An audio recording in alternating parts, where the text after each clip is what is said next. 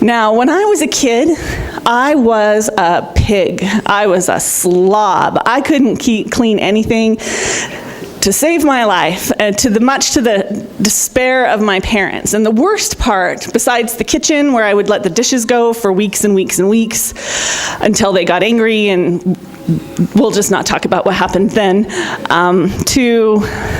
my bedroom, though, was the worst, because I was terrified of spiders.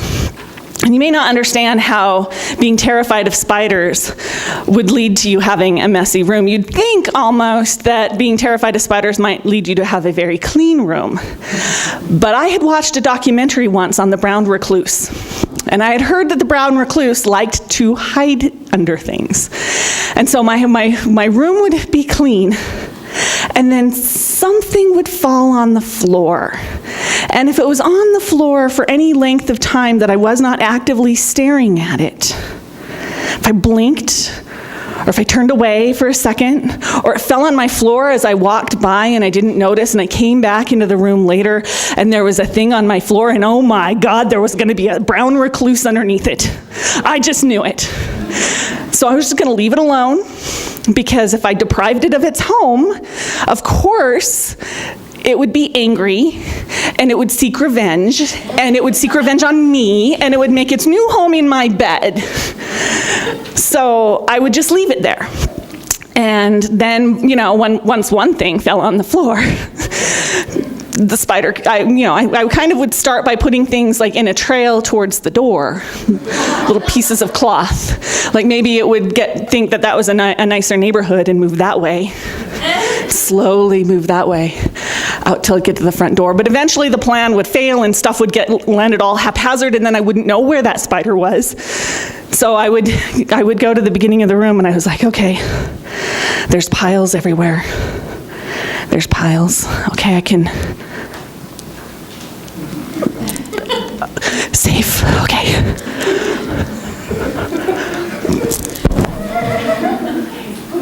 I'm good. Okay, big jump. To the bed, yes! Made it to the bed. Until it would get to the point where the piles were too far apart, I couldn't safely reach the bed, and so my parents would come out one day and find me sleeping on the couch. Sorry, my thing. My enthusiasm turned off the mic. It's just such a scary story. No one should have to hear it. I would end up sleeping on the bed, and then my parents would come out and they would say, "Why are you on the couch? Why are you sleeping on the couch?" And I would have to shamefully admit that my bedroom was too messy to get through.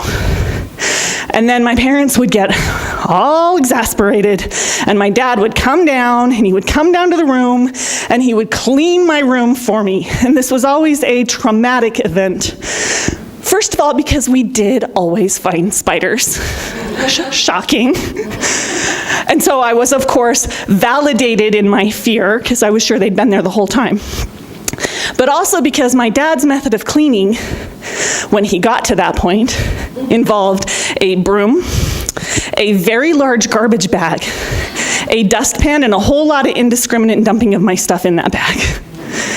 Oh, I would promise I would never do it again. And then the cycle would start over.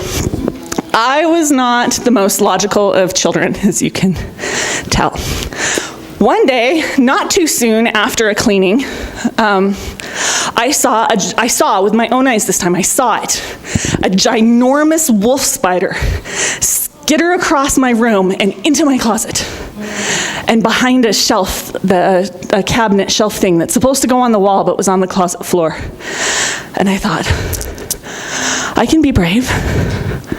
I can go see what's going on with that spider. So I crept forward. One little finger and a shoe. We'll pretend the microphone's the shoe. And I pulled the cabinet and looked, and the spider, from a corner that I knew I couldn't get, it was like, "Ha ha ha, you can't get me." What was I to do? I didn't want to make it even matter. Then it would kill me. So I decided to placate the spider and have it there. I thought to myself, spiders go where there's food. I will feed that spider and I will make that spider my pet, and it will stay there in that corner of the closet forever and ever and ever. So I brought it little capfuls of water, and with a stick pushed it back behind the cabinet. And I raided the windowsills for dead flies. I didn't understand that they liked them live at that point, so I flicked dead flies behind the cabinet. I sang it songs. I was like, stay there, little spider, stay right there. I was sure I was such a good hostess it was going to work.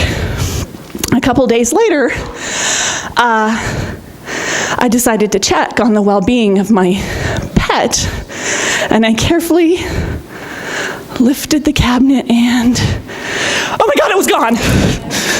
Which meant it was anywhere. Which meant it was probably in my bed right then. And I slept on the couch that night, which triggered a premature payload of the events before. You'd think I'd learn. I'm telling you this story because it happened again when I was an adult. You'd think I'd learn. So a few years ago, I owned a house, and in this house, the power main came right in next to the kitchen door. And there was a little hole right there where the main power line came in. And that place was like spider heaven. It was spider manna. There was always spiders there, and because they had a funnel web, I knew what they were. They were hobo spiders, and they were gonna bite me, and my whole leg was gonna rot off. And so every time I saw one, I got the very powerful spider killer, and I shot it in the hole. Take that! No more hiding in my bed, you stupid spider! And eventually, the spiders weren't there anymore, and I was like, phew, I have saved my family from the plague of hobo spiders. Then I had a kid, and I realized I didn't know what was in that powerful spider killer, but I wasn't sure I wanted it spraying into my kitchen anymore. And so, but I was like, well, they all know that this is death to spiders land. They won't come back. A couple of years later, I walk in, and there's a web, and there's a spider. Right there, right on my way into the house, staring at me with its beady little eyes like, what you gonna do now, punk? And I almost reached for the spider killer, and I almost picked it up, and then I was like, toxins! Must not do toxins. And I let my weapon of mass destruction go. And I took a deep breath. And I looked at that spider and I said, spider, there's a lot of bugs that come with the light. I know at this point I've researched, and you're not the hobo spider. You look a lot like them. I won't hold that against you much. But I realize now you're a grass spider because you climb, and hobo spiders don't like to climb. And if any of you learn anything from this, learn hobo spiders don't climb. You're good. If it's climbing, not a hobo spider. So I said, so you're a little grasshopper and you're not going to hurt me, but I will kill you if you come in the house. So me and that spider, we went along. I kind of got a little proud of that spider. Like, it was catching things in the web from the bugs, and the spider and I are like, yeah, this is really cool. Until one day the spider was gone, and I lost it. I was flipped out. I was like, you betrayed me, spider! And what am I gonna do? I'm a mother now. I can't just not go in the house anymore. But I knew that's where it was. I tried to open the door and I could just hear the screech of violins. Screech, screech, screech, don't! I could hear audience going, don't go in the house! Don't go in the house! Clearly I went in the house eventually. I went in the house. Now in my current house,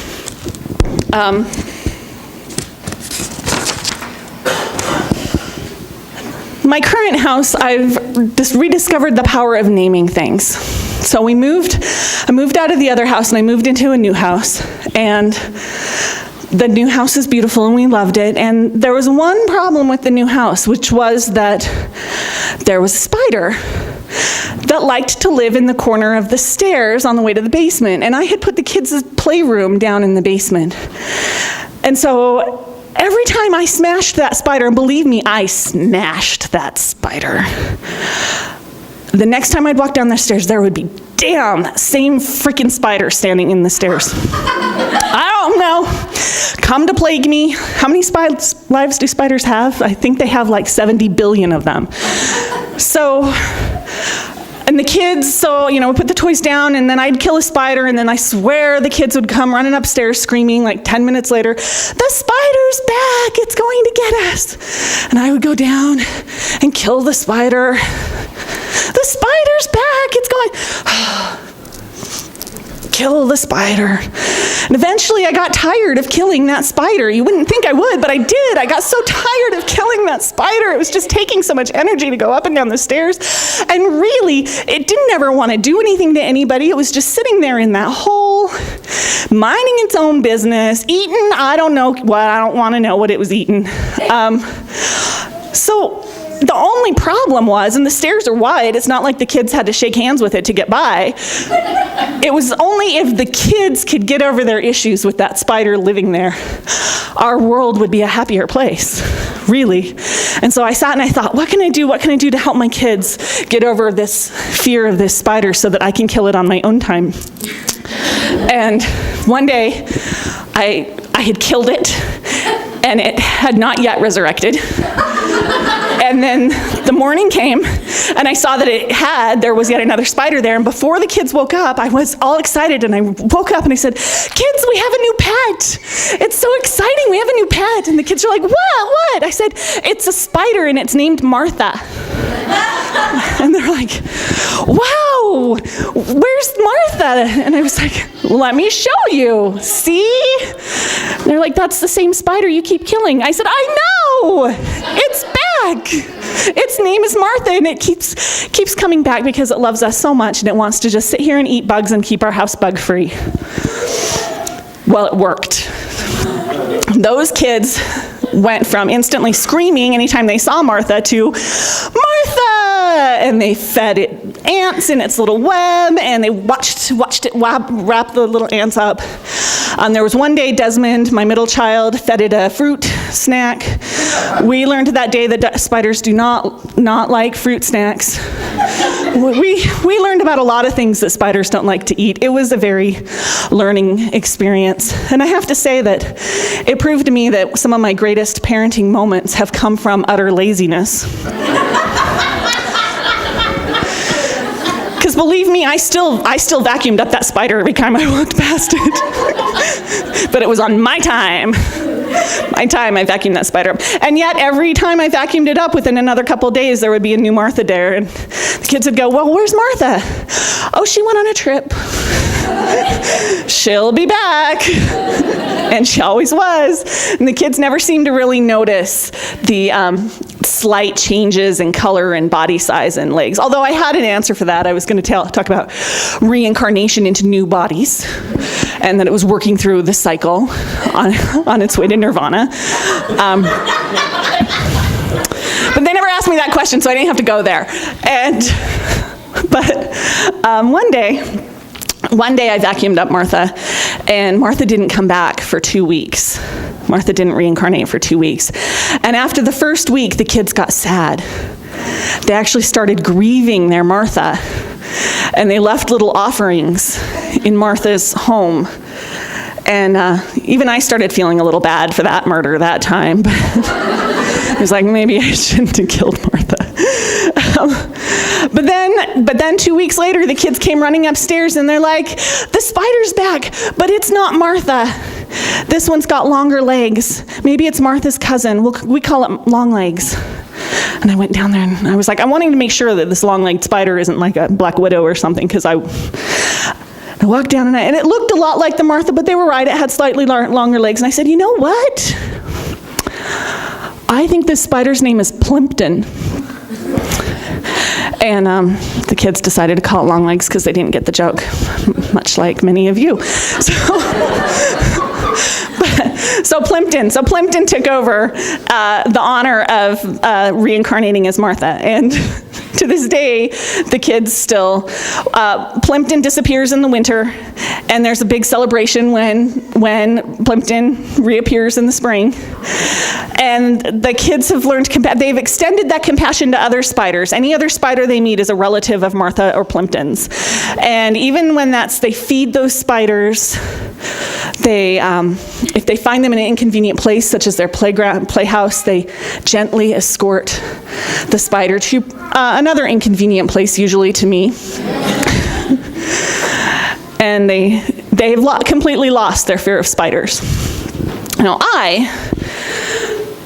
after Plimpton arrived, realized that it was futile to vacuum up the spider all the time. And I actually had a moment there where I took a deep breath and I looked at Plimpton and I said, okay, you win. If I see you in my bedroom, I'm killing you. But for right now, you win. You get to stay there.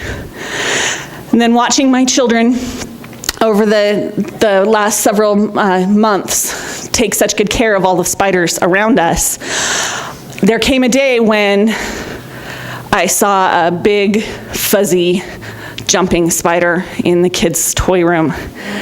And I always smash those because they're giant and they're fuzzy and they jump 300 feet with giant claws extended. Like, I know that they do this. And I had an entomologist tell me that was totally not true. And I'm like, you've never met the ones that I have smashed. But they could tell you that was totally true. So this time, though, I stared at that and I thought, if my kids saw that, they would say that was Martha's long-lost brother. And if I smash this spider, I will be smashing Martha's long-lost brother. Maybe I can take a moment and take a cup and a piece of paper and try to rescue this family member. And so I did, holding things out as far away from me as possible. The cup and the paper was a little awkward, and one of his legs fell off. And I felt really bad that my attempt at peace still involved dismemberment. But I took it anyway and thought, well, I'll give you a dignified death away from the people who would witness it. And I took him all the way to the back fence of the yard, the back wooden fence, and placed the little legless, missing-legged spider there. And I said, die in dignity, my friend. May the birds eat you. May you feed this planet. And then I talked to my entomologist friend. She goes, oh, they can totally regrow those legs back, so don't worry about it. Then I was glad I'd taken him really far away. But I have since started rescuing spiders that have come into my house. Not if they're charging at me across the floor, skittering. If they're charging at me, that is an act of war. I will smash that spider. If they are in my bed, that is violation of my consent, and I will smash that spider. If they are a black widow, they need to do their black widow deeds elsewhere in another lifetime, and I will smash that spider. And there's a part of me that feels some conflict with this on my path to peace. But I remember that the path of peace is it's a process. It's a progress. And if you can take where I was even 3 years ago to where I am now, I feel okay with that. I am at peace with my place on this process towards making peace with those spiders that scare me. So now's where I get a little churchy, so I'm going to pick up my notes.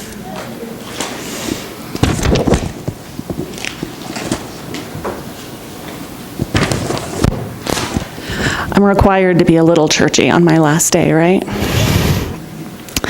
There have been many times when a strong fear needed to be worked through in order to reach a place of greater expansion with the happiness and the peace that comes with a challenge successfully being met, or a failure where I gracefully learned that failure is not the boogeyman I need to be scared of.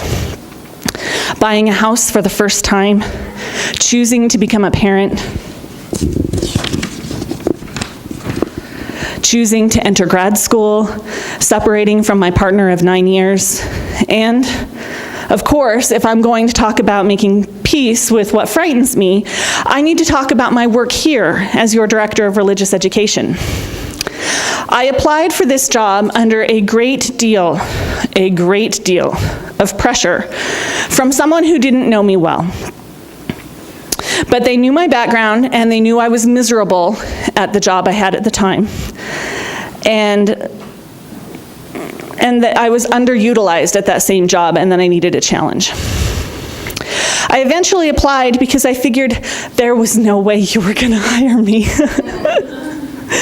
And then I could use my failure as proof that I was supposed to be a miserable, forever underemployed person working for the man. As I worked through the interview and application process, I became even more convinced that I was almost certainly completely unprepared for this job.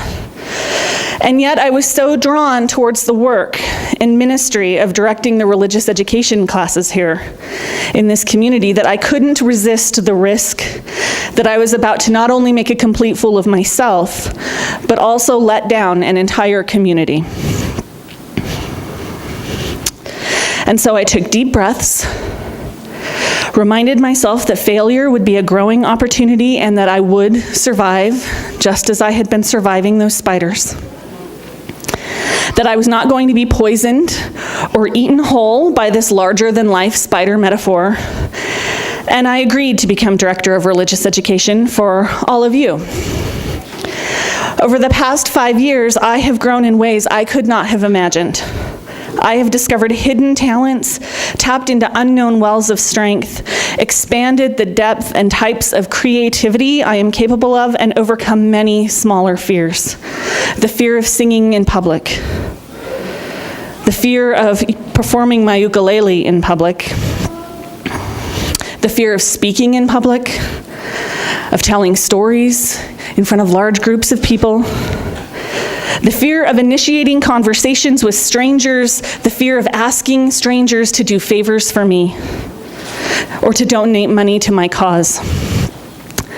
And I also learned a great deal about tact, about how to keep conversations with strangers flowing, about how to comfort people in crisis, in grief, in anger, in frustration, in confusion. Through ministering to the faith development of this congregation and the wider community that we are interconnected with, my own faith has evolved. And my definition of ministry has evolved. It has evolved to such a state that I can see my new path ahead as a small business owner of an in-home daycare and preschool as a ministry. I can see my new role as a non-DRE member of this congregation as another form of ministry. I did not name these fears per se as the spiders were named, but I identified them, looked carefully at them, recognized their extent, their limitations, their uniquenesses, and the treasures hiding behind them if only I could get close enough to embrace them. And now I ask you to take a moment to start that process yourself. Take a moment to think of something that frightens you.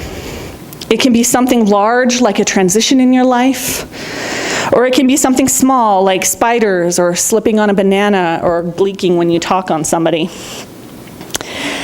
And then I'd like you to think of a name for the fear, or maybe a face for the fear. Take your mind, and if you're more visual, make a face. If you're more language-based, make a name.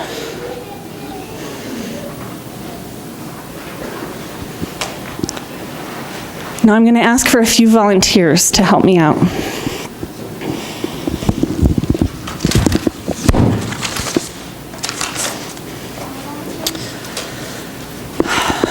I would like, if there is somebody under the age of 10 who has a fear that they'd like to share the name of and bring it and to give it to our chalice.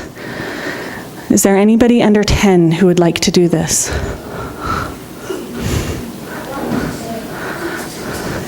You want to? Come on up. Your mom can come too.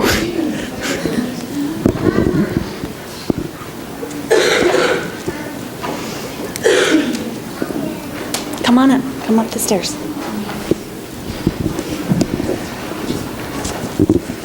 Okay, I guess we'll do 2 from this generation. What's your name? Buttercup. Buttercup. Buttercup. And Buttercup, does your fear have a name? Spiders. You're afraid of spiders too? Okay, I'm going to write the name of her fear on this piece of paper.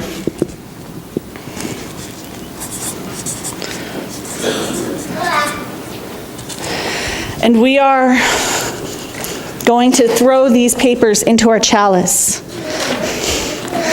as a way to honor them, as a way to sanctify them, as a way to let them go up, and as a way to let them move through us and begin the process.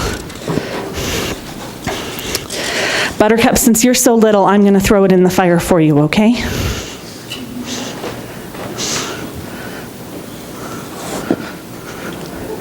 And it's gone. You can sit down.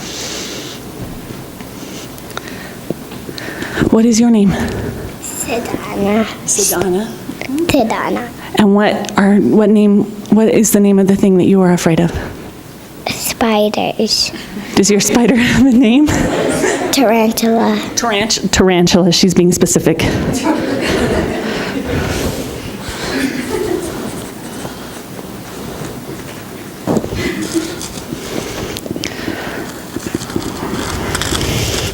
Okay, I'm going to take tarantulas and I'm going to give it to our chalice.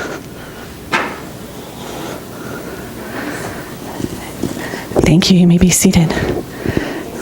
Now, I only wanted 1 from each generation, so sit down. Okay, come help me. You can help me. All right, so is there anybody who is a teenager who would like to volunteer? All right, we let 2 kids, we got 2 teenagers. All right, Sophie, this is Sophie. Sophie, what name do you want to give your fear? Falling, like heights. And do you want to give it a name? Like Felicia? No? Okay. Falling. Felicia. And I'll let you give it to the fire.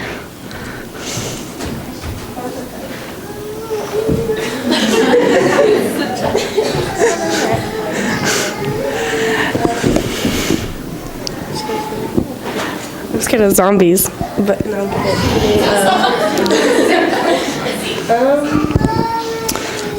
Josh. Josh the zombie.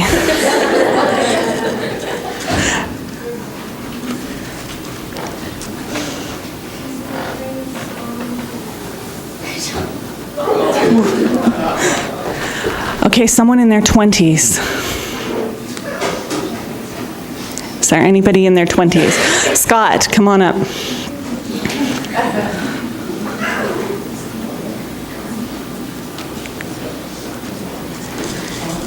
Here, you hold these for me and you give them to me when it's time, okay? Okay, Scott, what would you like to name your fear? Fred, the public speaker. Fred, the public speaker. You're getting a good start with Fred today.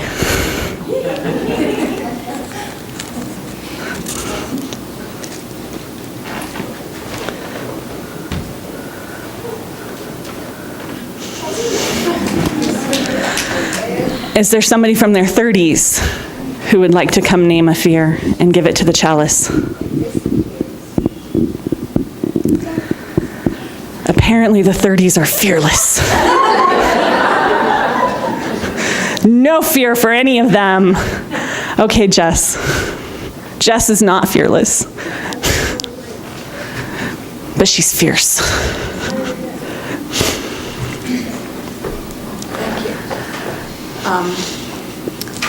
This is a fear of Harriet. Do I need to name what she is for me? You don't have to. Okay, she's Harriet. Harriet. Harriet's going to the fire.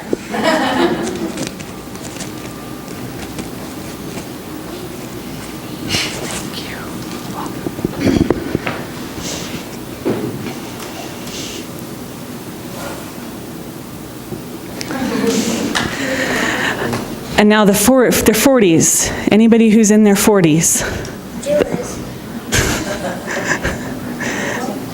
Anybody who has a fear in their 40s? Okay.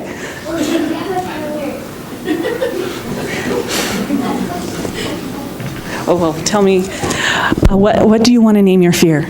Let's just call it Swamp Thing. Swamp Thing, okay. This is everything that's underwater in lakes, that like seaweed, fish, anything that grabs your feet when you're swimming. Swamp Thing. So I think giving it a name now, you can have a talk with Swamp Thing. Next time you go to the lake, you're like, hey, Swamp Thing, how you doing?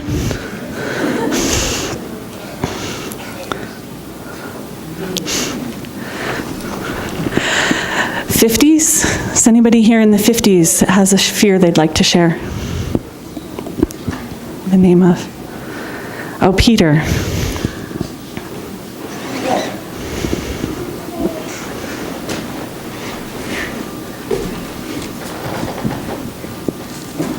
Okay, the name of it is Alone in Old Age.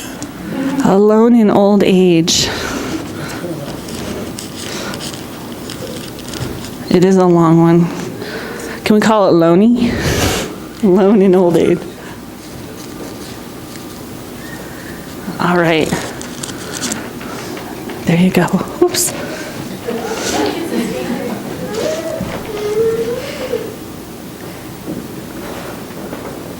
Thank you. And now 60s. Cheryl?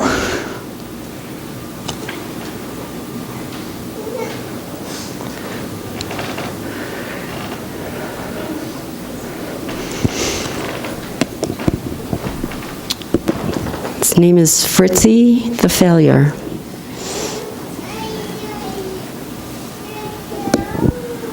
Fritzy goes into the fire.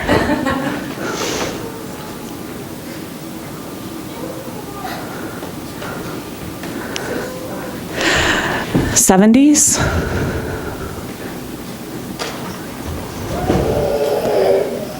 Mildred.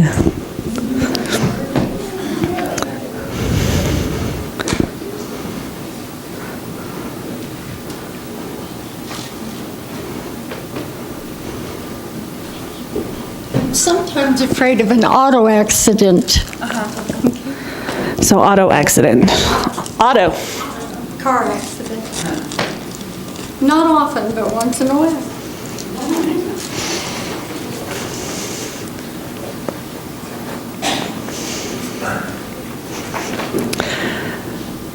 So am I to 80s? I lost track. Is there anybody in their 80s who would like to share a fear? I don't think anybody is in their 80s because we all look so young. I can't tell. And then 90s? I have to ask hundreds. Like I said, you're all awesome. Okay, well then, why don't we let Israel do his because he's been so patient. Israel, do you want to name your fear? I'm afraid of dogs. Do you want to give a dog a name? Well, how about Dudley? Dudley? All right.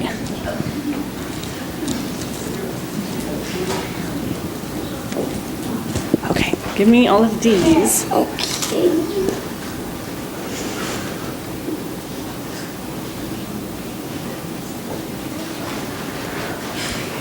Gotta get it a little. I'll do it. Thank you.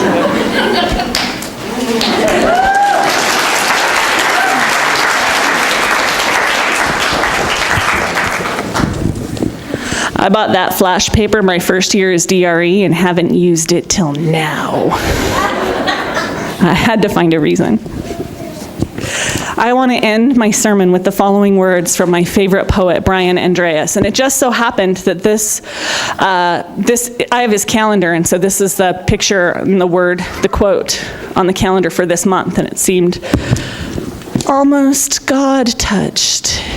Whatever incarnation of God I happen to presently think I might believe in. It's called Spider Princess. If I was a spider princess, she said, I would spin webs the color of sky and catch drops of sunlight to give to children who watch too much TV, and then everyone would remember to come outside to play. If I was a spider princess, she said, things would be different. I became a spider princess, and things have been and will continue to be different. Blessed be.